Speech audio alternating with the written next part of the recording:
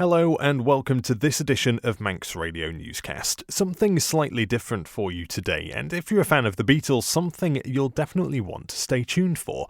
It is, of course, Tynwald Day tomorrow, and if you're out and about at the fair in St John's, you may spot a stall selling photographs of a certain Beatle, John Lennon to be exact. And they're not just any photographs, but the first photographs of John playing live with his first group, the Quarrymen. They were taken by a young Charlie Roberts, now a Manx resident, who'll be there in St John's with his stall selling his unique memorabilia tomorrow. Well, I was joined by Charlie and his wife Sandy, who told me all about how he came to take the images. Well, there were multiple photographs, but years ago, you used to get your rolls of photograph developed in the chemist, which was quite expensive in those days, especially for us. We were always poor, you know. My wife took a full roll to the local chemist in Everton, where we used to live, and he lost the roll. So we lost the whole roll of these similar photographs to these. Luckily, these three survived on another roll with some happy snaps. So fortunately, we got three out of them, whereas we could have had about 20-odd normally. And what we're looking at is this very, very early gig of the Quarrymen, the skiffle group, John Lennon's first group. How did this come about? What do you remember from it? Well, I was friends with Colin Hanson, who is the drummer of the Quarrymen, and I don't know how I met Colin. I've forgotten, and he doesn't seem to know either. But Colin introduced me to John and the rest of the Quarrymen at a practice session when they just formed, really, and that's how I got to know them all. And since then, I've remained friends with them ever since. And the three active Quarrymen now, Colin, Len, and Rod Davis, they'll all sign my stuff for me when I get to meet them. And on this day, tell us about this particular showcase of the Quarrymen. What was it all about? Well, my mum organised a street party which was celebrating the Liverpool Charter Week, the granting of, I think it was King John granted a charter for Liverpool to become a city. So we had a street party. In those days, you had street parties for almost anything, and this was one of them. And because I knew John and the lads, I asked them to come along to play. And they played on the back of a flatback wagon, a couple of doors from my house. A neighbour had a microphone run out the front window to the speaker on the wagon. And were you a keen photographer at the time, or was this one of your first trialings of a camera? I'd never taken a photograph before. Good time to start. Yeah, somebody lent me a little Kodak Brownie, and I just took what I could at the time. And quite a while before we did anything with them. I didn't know anything about developing or anything, but we developed them under the bed in the house. We closed all the curtains. I got a book out of the library telling me about fixative and developing and all that, and I taught myself how to do it. We did it under the bed. Not an easy process. No, I've developed film myself. So it's amazing they turned out, really. Yeah. Did you remember taking these photographs at the time? Did you know what would appear? So was it quite a surprise when you saw, especially the quality as well? You can see John quite clearly at the front there. Yeah, well, I wasn't surprised. I was just pleased. I got something out of it. But at the time, they were nothing. They were just photographs of my friends, you know, just sort of happy snaps. It's only as the years went by, they became obviously worth a few bob. But I never initially used to tell people I knew John Lennon and that, because everyone in Liverpool said they knew them. Right. And people would just say, "Oh, another one," you know. Yeah. But it's only in recent years that I started to sell them, and that came about because an author, a well-known Beatles author, David Bedford, who lives by me in Liverpool, he came to see me and said, "Can you use a photograph in my book?" So I said, "Yeah." And then he said to me, "You should sell these because they're unique, being the very first." And I said, "Why would they sell it?" He said, "Of course, being the very first, of course they would." So that's how I got to sell them about 7 or 8 years ago. Yeah. Right. The first Up until time. then, I'd never really told anybody much about the Beatles and the fact that I knew them, you know. And Sandy, tell us about your history, how you met Charlie and started to learn about these photographs as well. Well, met Charles in the cavern. Right. When I was 18, and we got married when I was 20. So in those days, Cilla Black was in the cloakroom doing the coats, And of a night, we used to stay the all-night sessions. You'd go at 6 or 7, and you'd stay till 7 in the morning, the all-night sessions. Because then it was a jazz club when it first started in the Cavern. And Cilla Black used to be in the cloakroom, and she used to sing now and again on the stage. And of a night, when we waiting to go home, she used to shout, "Come and get your coats, I want to go home," you know. So she was there all the time. Some fantastic memories, I bet. Yeah. Did you see the early days of the Beatles there as well? Yeah. What was that like? Well, we used to meet every time we'd go to the Cavern. We used to all meet together, like John Lennon and all the rest of them. And they were always there in the Cavern. We used to go normally Friday, Saturday and Sunday. We didn't go through the week because we were all working, you know, so we do 3 nights every week, more or less, unless we weren't well or something. Yeah. So we used to see all the bands because the Cavern, there's only one way in, as you know, the old Cavern. So all the acts that came down the stairs had to come through all the customers, all the dancers and that, you know. So you could meet them anytime. You couldn't talk to them very much because it was so noisy, but, you know, we did see them all, didn't we? All the Merseybeat all the bands. Merseybeats. You quite a lot. And of course you mixed with them all, so every week that you went, they were there anyway. And they'd say, "We'll meet you next week," you know, so. On the all-night sessions, they used to, as Sandra said, start at 7 till 7 in the morning. A band would come on stage and maybe do 3/4 of an hour, and they'd go. Another band would come in because there were a lot of clubs in the area at the time. So it's jazz clubs and rock and roll clubs and that. So they used to all move around the clubs throughout the night. So there's a continuous flow of bands coming down to play for an hour or so. Yeah. Fascinating times, quite different to what we have now in the nightlife scene around. And of course, if they weren't playing, they'd be in the crowd anyway, and they'd be dancing. So you could dance in the Cavern, you see. And you said, like, when you took these photographs, they were just photographs of your mates. Yeah. When did that change? When did that moment happen where you thought, oh, actually, this could be big, and the Beatles became what they are now? Well, as I say, when I met David Bedford, he suggested it. I did think they were, and in fact, I got them valued once. It must be a long time ago.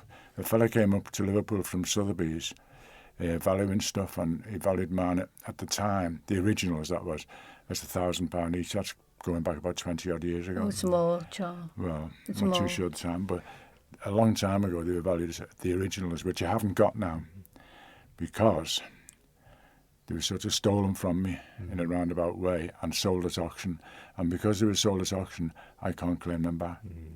But luckily, I've got good prints. You've got of them, originals as well, the old originals, some of the originals, And you've turned it into a book as well. And you were telling me this went to New York recently as well. Yeah. We used to go to the Beatle Fest. I got invited over there in New York, as what they call the Beatle Fest. I don't know if you've heard of it. It's a massive. They took over the whole of the Hyatt Hotel, and every floor has got bands and groups jamming on day and night. They've got huge stages there. They've got great big memorabilia marketplace. It's amazing, really. If you're a big Beatles fan, you'd love it. And when they invited me over, the first time with my photographs, and the second time I took my book and I sold out them because within the first couple of hours. But you can't take that many because they're so heavy. Yeah, we took a couple of hundred, didn't we?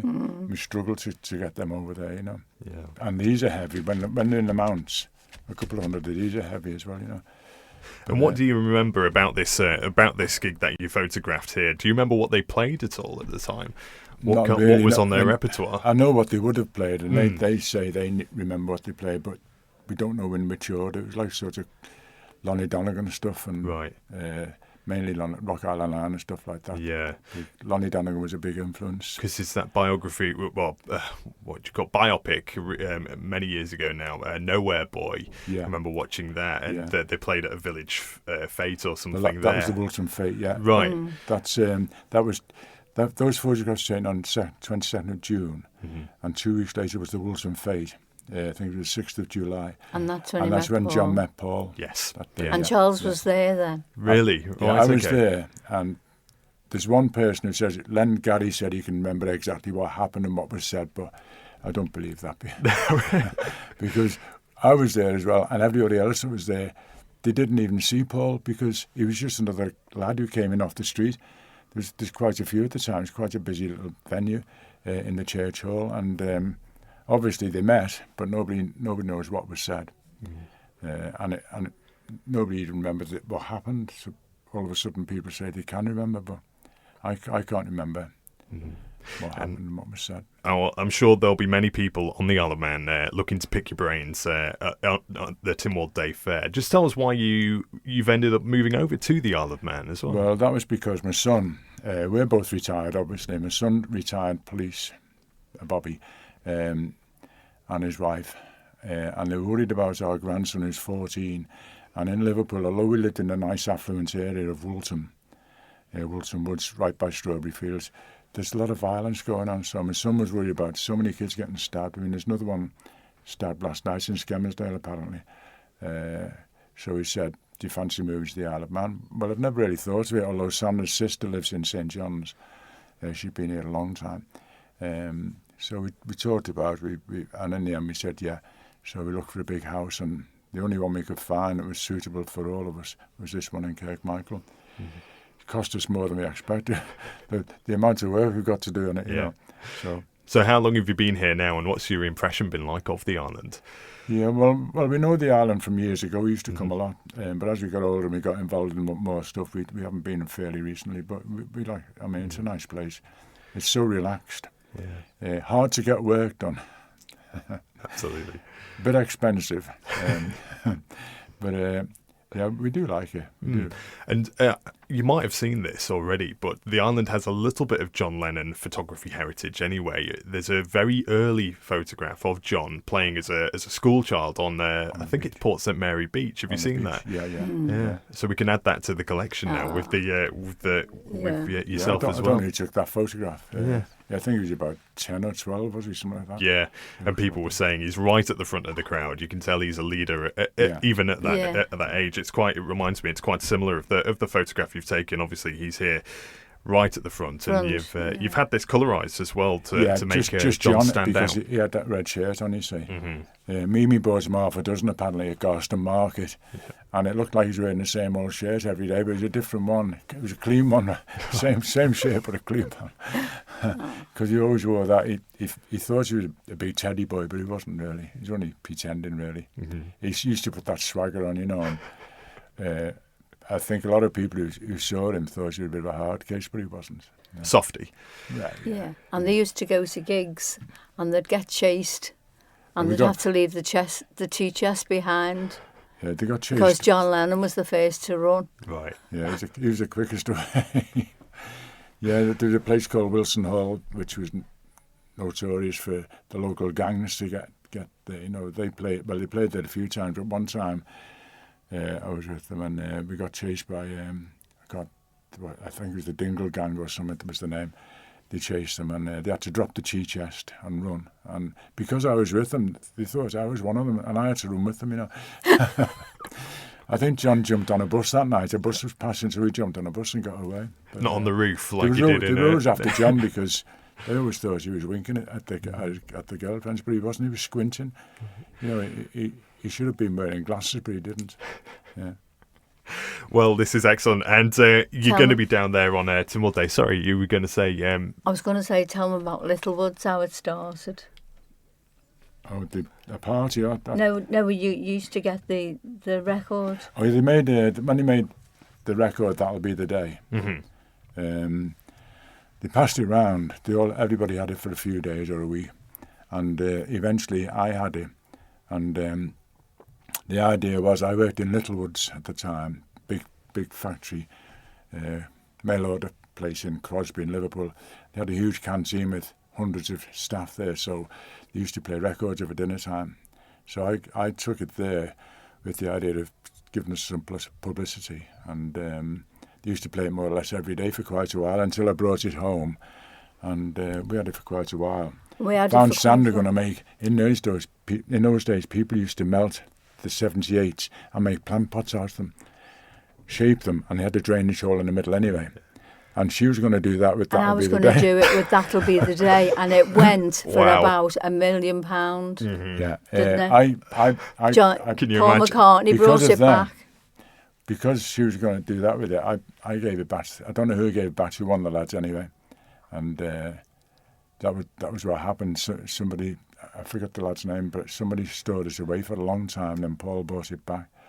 So it was saved from Yeah. becoming. Yeah, I nearly done. I really pottery. did. I used to. You melt it. You say you melt the old records, and as you melt it goes a shape. Yeah.